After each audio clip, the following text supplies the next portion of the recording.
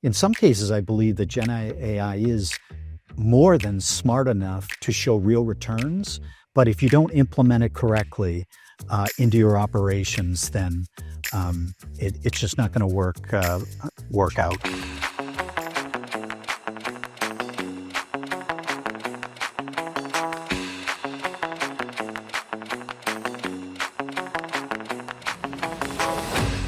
Hello and welcome to this episode of TP.ai Talks.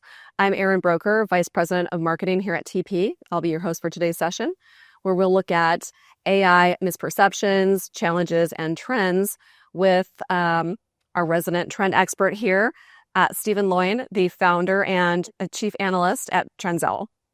Welcome, Stephen. Thank you for having me, Erin. Excited to be here. So let's start out with looking at, what's really driving companies to implement AI and what's also holding others back from doing so.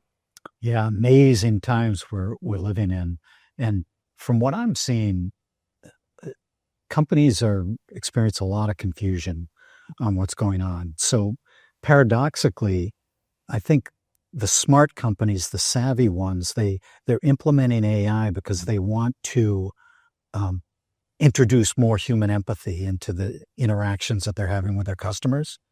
Now, that sounds counterintuitive, but they understand and are growing to learn over time that artificial intelligence actually empowers and enables the agents by, as probably we've talked a bit about before, taking some of the simpler stuff off the table.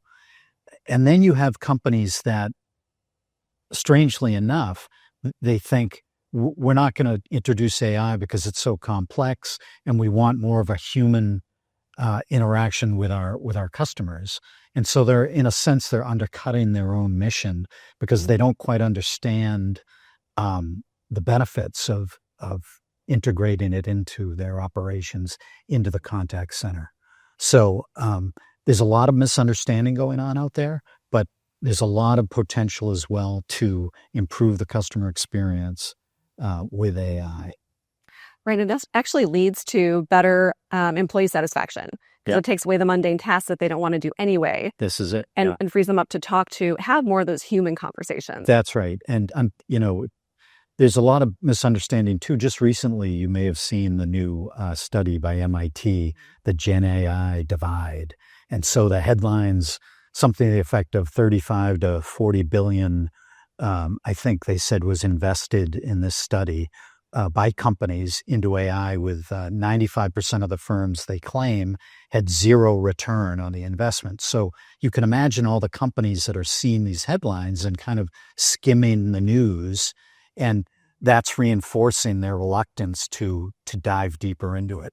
Now, that's a deeper story and more nuance on what's really going on there, but that's one reason why you see a lot of companies that are reluctant to try to engage deeper and learn more about AI and then implement it in their operations. Another one is a perfectly valid reason.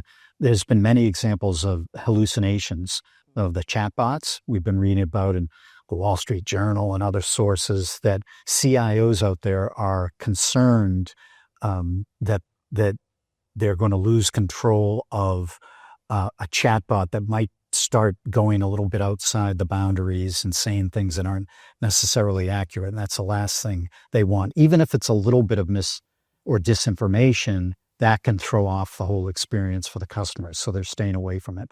And then I think maybe a third great example of recent reasons behind all the reluctance that might be happening with some companies is, agentic AI is all over the news now.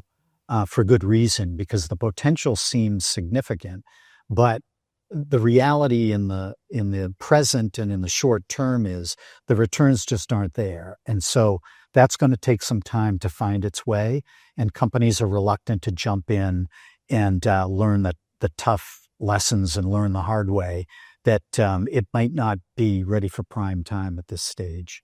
You touched on the fact that 95% of in-house AI projects fail. What do you attribute that to? Well, this is a great question. It's really interesting. Most of the companies that looked at that news assumed, I believe, they assume that's a reflection on the intelligence of the AI systems and that they're not quite smart enough yet. They're not there yet. if you really read the study in depth, that's not what they were saying at all. It had more to do, it seems to me, with my interpretation of the reading was implementing AI correctly. In other words, across different industries and different contexts for different companies, there's going to be context, location and context of data. And you've got to be able to plug into the correct context so that it's effective for you. And a lot of the companies aren't doing that. They're misapplying it. They're not understanding the importance of that. Another thing that strikes me about that study that I recall now is they looked at a lot of sales and marketing functions, and actually the AI, while it has some benefits there, the real benefits right now are in the back end, the back office. That's where the statistics, are showing real positive returns for these capabilities. And so they're getting thrown off there as well. Companies with old processes, ways of doing things, understandably are having a challenging time figuring out how to weave the AI into their systems and to get it to work properly. And so that's going to continue to be a bit of a challenge that companies it's going to be a learning experience. But again, just to emphasize, I don't think what that study was saying was that the systems aren't at this point, and of course it varies across industries, but capable enough, smart enough. In some cases, I believe that Gen AI is more than smart enough to show real returns. But if you don't implement it correctly into your operations, then it's just not going to work out. Well, I would think too, a lot of companies don't have the internal or in-house knowledge of how to properly implement something like that. So they really should look to other experts. That's right. Actually, it's interesting you bring that up. I think another point that came across from that study was some of these companies, for that reason, are trying to shoehorn this stuff in and do it themselves. And like you said, they really lack the experience and the expertise. You really should be going with a strategic partner that can come in and do that and knows what they're doing. They're precious with their data. Understandably, some of the companies about data privacy, maybe legal as well issues. So one can understand why they want to retain control. But in this case, at this stage of the game, you really want to go with a strategic partner, it seems to me, to avoid the kind of headlines that we're seeing from that specific report. Right. So what industries do you see kind of leading the charge in terms of effectively implementing AI? Yeah, great question. I mean, it varies across industries. There's so many nuances. I will say the common denominator across all is you've got to have a human being in the loop. You want that human empathy. My first point, you want to flood the zone, if you will, with human empathy and use the AI to assist you to be able to do that. So, for example, banking and financial services is an industry where a lot of the back office kind of credit risk management type functions or middle office type functions that you want to look at, knowledge management. But it's really also the front-facing chatbot. How is it doing with the customer, interacting with the customer, and bringing all the knowledge across operations to bear so that you have a full view of the customer. So banking and financial services is you want to keep an eye on, again, things like compliance and other risk factors that are kind of covered, if you will, in that middle layer, the knowledge center, if you will, that's feeding the front office and the chatbot. But that's certainly happening in business and financial services. Insurance, closely related, but you're seeing a lot more back office type functions. So claims management, of course, is huge in the insurance sector, but that nonetheless, it doesn't mean that you still don't want a human being there that you can escalate to when necessary. So too with an industry like telecommunications. So you can have back office functions like telecom expense management and billing, service provisioning for for telecom different types of functions, but you also need the capable front office empathetic agent that can answer frustrated questions around billing or what have you, and all the data and information that's important in an industry like BFS or telecom. Same too with healthcare. Data is precious, so the customer's data is very important to keep it secure in the contact center. But also, this is so important to have the frontline agents, experts that can talk to people about often very sensitive, important topics, their health, and what's going on with their health. So there again, you need the human agent and the human empathy. But it's in every industry. Retail is another one that has so much virtual shopping with ChatGPT and other companies now. You've got firms that are redoing their websites so that they'll show up in the ChatGPT explanations better. And so they're trying to revamp their operations, virtual assistants in retail. And then, for example, in the back office with the retail, you want capabilities and things like logistics or inventory, fulfillment, all those types of things with a company like Amazon or Walmart, for example. So in every industry, you see this common theme that data management is essential, making sense of the data, particularly in the back office, but also in the routing and the workforce management type applicability in the middle. But at the end of the day, it's that human being that's interfacing with the customer on the front line, oftentimes still through voice, which is another interesting plot twist. The decline of voice has been greatly exaggerated, it seems to me. So, and you can see why across industries. Again, healthcare, for example, you're going to need somebody on the phone to tackle a lot of these delicate issues. And then BFS is another one where people have real concerns. So by the same token, it's changing fast. Everything, all the industries are different and distinct. And so each one has its nuances and will have its own demands to best service the customer. I would say it's best for high stakes situations where something really important to the person's involved, that they really want to talk to that human and have that assurance. Yeah, for sure. Human empathy is... Yes.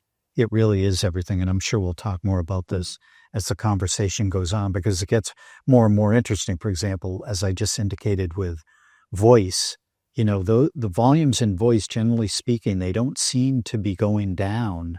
And a lot of it has to do with what you're intimating there, that people have real concerns. It's not just complexity of calls is a big part of it, but your point is well taken as well. There's a lot of sensitive stuff that people want to talk to a human about. Right. And how do you recommend to companies that they strike that right balance between that human empathy and then that AI efficiency? Yeah, I mean, the best way to do that is to understand everything that we're talking about, that data is incredibly important. Making sense of the data across workflows is becoming more and more essential. I'm not sure people understand that the conversion rates in the contact center, the human interface, are much higher than online. So if a customer goes online to purchase something, they're much less likely, generally speaking, to make that purchase than if they were talking to someone on the phone, which is really interesting. So, a really good agent can make a big difference. We talk all the time, too many people assume that in the business process services space, in the contact center specifically, that it's all about cost. But if you think about the reality that the human interface is essential and shows real return on revenues, it's about revenue generation. And that's hugely important. Another way to put it would be that the J curve is tending toward the phone, tending toward talking to a human being. And what I mean by the J curve is when you implement technologies and processes, oftentimes it takes a little bit of time. It might even, the productivity statistics might go down a little bit, but over time, and this may be happening now, Erik Brynjolfsson talks about this. I think he's at Stanford now, but no one knows for sure, but we might be seeing that upswing in productivity statistics. And here's one example why in the contact center, people are calling, talking to human beings, and with new tools and new technologies, we're starting to see more and more return. So don't underestimate the importance of the human being in the contact center, getting in balance, which was your original question, with utilizing the artificial intelligence, which in this context is almost more augmented intelligence. And I would think that it still is a version of augmented just because, we see how much it helps, frontline TP experts in our case with real-time recommendations, real-time translations. So it really does augment the person's contribution and make them much more efficient. Oh, yeah, absolutely. It's making them into super agents in some cases. Again, it would depend on, of course, the agent, but also the sector, and then, the product or the service, how capable that person is, how well trained are they. But that's exactly right. AI done right, to our earlier point, if it's implemented correctly operationally, and the training is there, the upside is huge. It's interesting. I've been reading more and more about what's going on in China, and you and I may have talked about this before. It's really intriguing because it appears that what the Chinese are getting right with artificial intelligence is their implementation, they're operationalizing it in real practical ways in industry. And they may, again, generally speaking, be a step ahead of us in the sense the Americans that would keep talking about AGI and we're chasing artificial general intelligence. And you read about it all the time, and then super intelligence. And when are we going to get there? And the Chinese, it's not that they're not, they don't have similar ambitions. I've read about DeepSeek. The founder certainly has mentioned his ambition in that area. But generally speaking, they're very effective at operationalizing AI as it is now at its current level. As I said before, in many contexts, it's really good and it's really effective if you operationalize it and integrate it effectively and properly. In industries with the right context, you're off to the races. So it'll be interesting to keep an eye on what's going on over there with their implementations as well. Great. And I love what you said earlier about, going beyond just customer support. This human AI dynamic is really effective also for something like sales, be it inbound or outbound. We had a case, a couple of years ago with a client where their agents, were supposed to, for inbound calls, recommend their credit card, the company's, branded credit card. And they just weren't sure who to offer it to. So we embedded some predictive modeling where it would tell them, this person's profile is right for this card, or, their propensity to agree is this. So there's a lot of intelligence behind that in the sales world as well. So really across business services, not just customer support. Oh, it's amazing. And I mean, we might talk about this later, but I'm actually optimistic about the potential for, we're heading more and more deeper and deeper into a world of massive interconnection. And there's one small example of how AI and human beings are working together. In this case, the sales function, making people even better salespeople. And what's happening is, I think, and we're going to see more of this, no one knows for sure, but the number of interactions are going to multiply. The number of innovations are going to multiply. Industries, companies are going to morph and change as the AI impacts human beings, both the customer and the agent. And so everything's innovating forward. We're moving into a whole new cognitive age that's going to, the new opportunities that are going to emerge, we can't even imagine yet, but there's going to be so many more opportunities for all types of interactions, whether it's online. There's, I forget the statistic, but it's still a relatively small percentage of e-commerce interactions today. I mean, it's growing rapidly, and that itself shows all the potential, but also still with voice, as I said before. Just this explosion of interactions, I think, is going to take place, and it's going to turn into a really exciting place to be. There's two business leaders too that have been talking about this. Patrick Dennis at Avaya has been talking about. He believes that it's kind of a Javon's paradox that Satya Nadella at Microsoft has been talking about a lot, where what you're talking about in sales, like you improve the efficiency and you make things much more seamless operationally. And what that does is it starts to expand the market. It doesn't eliminate interactions, it multiplies them. So the easier things get, the more people will want to use it. It's like the best example of electric cars. They just started driving more when the electric cars got better and better. And maybe the same thing will happen in the total addressable market in the contact economy.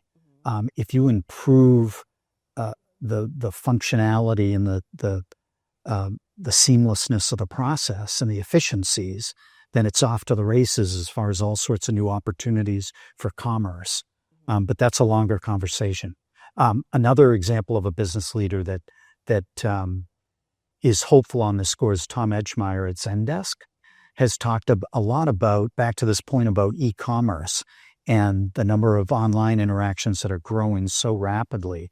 And I think their belief is that this idea that we're moving more and more toward this world of massive interconnection. And with that, all sorts of new interactions will be spawned as you solve a problem quickly for somebody, for a human being. That's going to open up new opportunities, perhaps, for that human being to think of new opportunities for commerce. So that may be the world that we're headed toward. But nobody knows for sure, but I'm an optimist with all the technological advances. And as long as we can stay smart in how we're implementing the technologies and training the people. How do you put up those guardrails or ensure it's, safe and secure? Yeah, great point. I mean, I think you have to keep in mind, there's always regulatory risk. There's always, for example, we talked a little bit about retail, but there's been loads of cases of fraud in the retail space. And so, as far as business process services go, firms need to know how to prevent that from happening. Deep fakes, because of AI that are coming around, happily, AI itself is, in many cases, the solution. So you have to stay on top of how fast this stuff is innovating from the threat perspective, whether it be fraud or cyber attacks, but also from the perspective of having the tools that can counter it through artificial intelligence as well. So back to your initial question, most companies, you want to start small, you want to start modestly, make sure the streams of the volumes, the streams of calls that you're dealing with are appropriate. Don't go too fast, too soon. See how it goes.